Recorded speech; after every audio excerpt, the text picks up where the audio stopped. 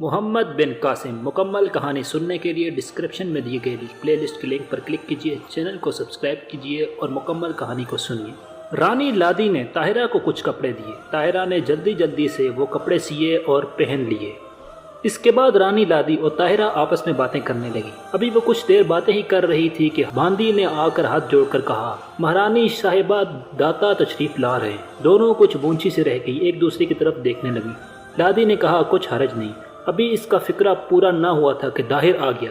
اس نے آتے ہی پہلے لادی پھر طاہرہ کو دیکھا۔ طاہرہ کو دیکھ کر وہ دیکھتا ہی رہ گیا، دیر تک ٹکٹکی لگائے دیکھتا رہا۔ کچھ دیر کے بعد بولا، دو چاند ایک کمرے میں۔ طاہرہ فرط و غیرت و حیا سے جھکی جا رہی تھی اور طاہر اسے برابر دیکھتا رہا۔ اس نے کہا کہ یہ کفر کیسے ٹوٹا، کپڑے کیسے بدلے گئے؟ لادی نے کہا کہ یہ مجھ پر احسان ہوا ہے۔ طاہر نے بولا، اچھا خیر، کسی پر بھی احسان ہوا، لیکن ہوا تو صحیح۔ اب وہ بیٹھ گیا۔ اس کے سامنے رانی بیٹھ گئی، رانی کے پیچھے طاہرہ بیٹھی۔ طاہر کی نگاہیں اب بھی طاہرہ کے رخ روشن کی طرف لگی ہوئی تھی۔ لادی نے طاہر کی توجہ ہٹانے کے لیے طاہر سے پوچھا، آپ خلاف معمول تشریف لے آئے؟ لادی کو اندیشہ ہو گیا تھا کہ کہیں طاہرہ کو یہ خیال نہ ہو جائے کہ میں نے راجہ طاہر کو بلایا ہے۔ طاہر نے کہا، میں ایک اشد ضرورت کے تحت یہاں آیا ہوں۔ لادی نے پوچھا، وہ کیا؟ طاہر بولا، بدبخت مسلمانوں کا لشکر آ رہا ہے۔ اس نے ارمابیلا کو فتح کر لیا اور اب دیبل کی طرف بڑھ رہا ہے۔ پنڈتوں نے یہ بات بتائی ہے کہ دیبل کے قریب جو مندر ہے، اس میں کوئی رانی جو سب سے زیادہ کم عمر ہو جا کر فتح کی دعا مانگے تو تب یقیناً فتح ہماری ہوگی۔ لادی نے کہا، تو مجھے جانا چاہیے۔ طاہر نے کہا، تم خوب جانتی ہو کہ سب سے کم عمر تم ہی ہو۔ لادی بولی، میں تیار ہوں، اور کون جائے گا؟ طاہر بولا، آپ کے علاوہ چند سوار اور جائیں گے۔ لادی نے کہا، سواروں میں چندر تو نہیں؟ طاہر نے کہا، ہاں، کیا تم اس پر اعتراض ہے؟ لادی بولی، وہ کچھ اچھا آدمی نہیں۔ طاہر بولا، اطمینان رکھو، وہ اچھا بن گیا ہے۔ تو رانی لادی کہنے لگی، تو بس مجھے کوئی اعتراض نہیں۔ طاہر نے کہا، تو اچھا تیار ہو جاؤ۔ لادی کہنے لگی، کیا اسی وقت جانا ہوگا؟ طاہر نے کہا، ہاں، اس وقت رتھ اور لشکر محل کے دروازے پر آ گئے ہیں۔ لادی نے اٹھتے ہوئے کہا، اچھا تو چلیے۔ راجہ بھی اٹھ کھڑا ہوا، رانی کے ساتھ کمرے سے باہر نکل گیا، مگر مڑ کر طاہرہ کو دیکھتا گیا۔ اس کے جانے کے بعد طاہرہ نے اطمینان کا سانس لیا اور ساڑی اور شلوکا اور تمام زیورات اتار کر اپنے وہی میلے کچیلے کپڑے پہن لیے۔ ادھر محمد بن قاسم اپنے لشکر کے ساتھ دیبل کی طرف روانہ ہو گیا۔ اس اسلامی لشکر کا شہرہ نہ صرف سندھ بلکہ سارے ہندوستان میں پھیل گیا تھا، مگر ہندوستان کے جس قدر بھی راجہ مہاراجہ تھے، اول تو وہ طاہر سے فاصلے پر تھے، دوسرے انہوں نے مسلمانوں کے کارنامے سن رکھے تھے۔ وہ جانتے تھے جو کوئی بھی طاہر کی امداد کے لیے مسلمانوں سے نبر آزما ہونے کے لیے اپنا لشکر بھیجے گا تو مسلمان طاہر کے بعد یقیناً اس پر بھی حملہ کریں گے۔ گویا ان کو کامل یقین تھا کہ اسلامی لشکر کو فتح ہوگی، چنانچہ اسی خوف کی وجہ سے کسی کو بھی راجہ طاہر کی امداد کرنے کا حوصلہ نہ ہوا۔ مگر راجہ طاہر تمام سندھ اور سندھ سے باہر بھی حکمران تھا۔ اس کی سلطنت کی حدود حسب ذیل ہے۔ مشرق میں کشمیر اور کنوج، مغرب میں مکران اور ساحل بحر عمان یعنی دیبل کا کچھ حصہ، شمال میں قندھار اور سیستان، جنوب میں بندرگاہ سورت۔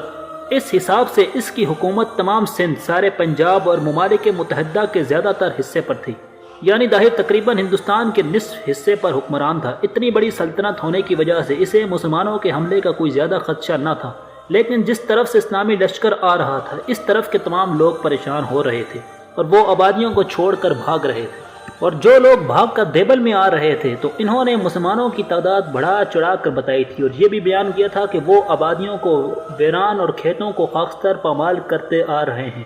حالانکہ ایسا کچھ نہ تھا، کیونکہ وہ مسلمانوں کی خبر سننے سے پہلے ہی بھاگ چکے تھے، تو انہیں کیا پتا کہ مسلمانوں نے کسی کھیتی کو جلایا یا گھروں کو جلایا ہو۔ ان کی ان مبالغہ آمیز باتوں کا اثر یہ ہوا کہ دیبل والے بھی لرز اٹھے۔ انہوں نے قلعے کا دروازہ نہایت ہی مضبوطی سے بند کر دیا اور فصیل پر پتھروں کے ٹکڑے اور تیروں کے گٹھوں کے انبار لگا دیے۔ سپاہیوں کو مناسب جگہ پر تعینات کر دیا گیا۔ اگرچہ مسلمان ابھی دور ہی تھے، مگر دربان ابھی سے مقرر کر دیے گئے، جو شب و روز برجوں میں بیٹھے چہار جوانب دیکھا کرتے تھے۔ محمد بن قاسم نے درمیانی فاصلہ طے کر لیا تھا اور سمندر کے کنارے پر اس جگہ پہنچا جہاں مسلمانوں کے جہاز آ کر رکے تھے۔ سراندیپ سے آنے والے مسلمانوں کے جہاز ابھی تک سمندر میں پڑے ہوئے تھے اور دیبل کے کچھ سپاہی ان کی حفاظت کر رہے تھے، مگر مسلمانوں کو دیکھتے ہی وہ چھپ چھپا کر بھاگے اور سیدھے دیبل جا پہنچے۔ اب محمد بن قاسم نے یہاں دور دور تک چل کر ایک نقشہ تیار کیا اور ایک خط کے ساتھ حجاج کی خدمت میں بھیجا۔ وہ رات کے وقت دیبل کا قلعہ، اس کی فصیل کے چاروں طرف کا میدان سب دیکھ آیا تھا اور نقشے میں سب کچھ درج کر دیا۔ مسلمان نہایت بے صبری سے جہازوں کے آنے کا انتظار کر رہے تھے۔ دراصل وہ جوش و غضب سے بھرے ہوئے تھے، وہ چاہتے تھے کہ جلد از جلد جنگ شروع کر کے اپنے بھائیوں کو چھڑایا جائے۔ میں ان جہازوں کی بات کر رہا ہوں جو منجنیقیں لے کر محمد بن قاسم کے پاس آنے والے تھے۔ آخر انتظار ختم ہوا۔ 5 محرم الحرام 93 ہجری جمعۃ المبارک کے روز جہاز ساحل سمندر پر آ لگے۔ مسلمان بے حد خوش ہوئے اور فرط مسرت کے ساتھ مسرور ہوتے ہوئے جہازوں پر سے منجنیقیں اتارنے لگے۔ ان جہازوں میں مجاہدین بھی آئے تھے، مگر وہ زیادہ سے زیادہ صرف 200 تھے، جو کہ شاید جہازوں کی حفاظت کے لیے آئے تھے، اور ان میں کئی تجربہ کار افسر بھی تھے۔ یہ سب لوگ محمد بن قاسم کے پاس آئے، اسے سلام کیا اور نہایت خوش اخلاقی سے پیش آئے، اور آتے ہی حجاج بن یوسف کا خط محمد بن قاسم کو دیا۔ محمد بن قاسم نے وہ خط کھولا اور پڑھنے لگا۔ بعد حمد و صلات کے واضح ہو کہ میری اور تمام مسلمانوں کی نگاہیں تم پر اور تمہارے لشکر پر لگی ہوئی ہیں، فتح کی دعائیں مانگی جاتی ہیں۔ یقین ہے کہ خدا ہماری دعاؤں کو قبول کر کے فتح عطا فرمائے گا۔ منجنیقیں تمہارے پاس پہنچ رہی ہیں، ان کو درست کرا کر لشکر کے آگے رکھو اور ان کی کافی حفاظت کرو۔ جب تم دیبل کا محاصرہ کرو تو لشکر کو حسب قاعدہ مقدمہ، ساکنہ، میمنہ، میسرہ اور قلب میں تقسیم کر دو، اور لشکر کے ہر ٹکڑے پر تجربہ کار اور بہادر اشخاص کو افسر مقرر کر دو۔ میں عبد الرحمن بن سلم الکلمی اور سفیان الابروق، مجاشع بن نویہ، خریم بن مغیرہ کو تمہارے پاس بھیج رہا ہوں۔ یہ وہ بزرگ ہیں جنہوں نے اپنی زندگیاں راہ خدا میں وقف کر دی ہیں، جو جنگ کے میدان میں شیر کی طرح جست لگاتے اور نہایت ہی بہادر، آزمودہ کار، فرما بردار اور شیر دل ہیں۔ ان کی بہادری کی داستانیں ضرب المثل ہیں۔ عبادت گزار خلیفہ اور مسلمانوں کے ہمدرد، یہی خیر خواہ، اگر ضروری سمجھو تو ان سے مشورہ لو، ان کے تجزیوں سے فائدہ اٹھاؤ اور ان کو بھی شجاعت اور مردانگی دکھانے کا موقع دو۔ چونکہ اب تم غنیم کے ملک میں پہنچ گئے ہو، اس لیے آزاد ہو کہ موقع مناسب دیکھ کر سمجھ کر جو چاہو کرو، لیکن یہ خیال رکھو کہ تمہاری کسی غلطی سے مسلمان ابتلا میں مبتلا نہ ہو جائیں، ورنہ قیامت کے دن تم سے ہی باز پرس کی جائے گی۔ جو شخص بھی خواہ وہ ادنا ہو یا اعلیٰ، حاکم ہو یا راجہ، تم سے امان مانگے تو فوراً اسے امان دینا اور ہر ممکن اس کی اعانت کرنا۔ رات کو خود لشکر کے گرد چکر لگانا، دشمنوں کی طرف سے غافل نہ رہو۔ میں بیان نہیں کر سکتا کہ تم مجھ سے اور میں تم سے کس قدر محبت کرتے ہیں۔ یہ محبت ہی ہے مجھے بے چین کیے ہوئے ہے، اور مجاہدین کو میرا سلام کہنا۔ اب محمد بن قاسم نے خط تمام لشکر کو سنایا اور اسی وقت منجنیقوں کو دیبل کی طرف کھینچ کر لے جانے کا حکم دیا۔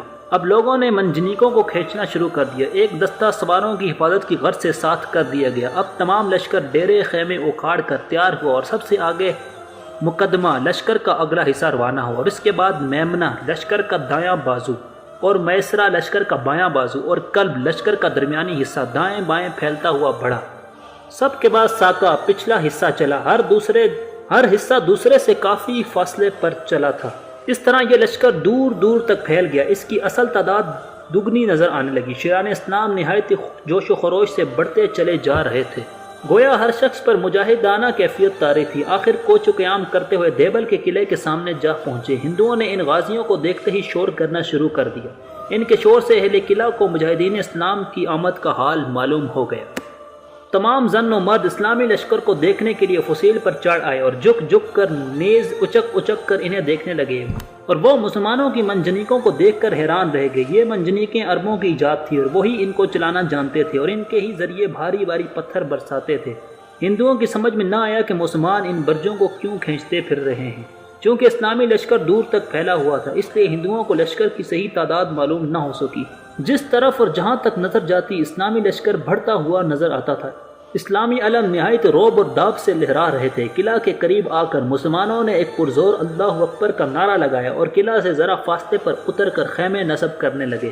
ہر دستہ علیحدہ علیحدہ فروکش ہوا۔ ہندو اس وقت تک کھڑے دیکھتے رہے جب تک کھلے میدان میں خیموں کا شہر نہ آباد ہو گیا۔ انہوں نے دیکھا کہ مسلمان نہایت اطمینان اور بے فکری سے کام میں مصروف ہیں۔ جب دن چھپ گیا تب یہ لوگ واپس اپنے گھروں کی طرف روانہ ہوئے جو مسلمانوں کو دیکھنے کے لیے آئے ہوئے تھے۔ دوستوں، یہ تھی آج کی ایپیسوڈ۔ مکمل کہانی کو سننے کے لیے ہمارے چینل کو لازمی سبسکرائب کریں، کیونکہ یہ کہانی آگے جا کر بہت ہی انٹرسٹنگ اور مزیدار ہونے والی ہے۔ اس سے ہمیں پتہ چلے گا کہ ہمارے مسلمان عظیم سپہ سالار اور جرنیلوں نے کتنی قربانیاں دے کر اور کس طرح بہادری اور اپنی شجاعت کا مظاہرہ کیا، وہ بھی صرف اور صرف اسلام کے لیے، اور اسلام نے انہیں ایسی طاقت بخشی کہ ان کے سامنے بڑے سے بڑا کفر بھی لرز اٹھا۔ مسلمانوں کی کہانی دیکھتے رہیے، ہمارے چینل کو سبسکرائب کرتے رہیے۔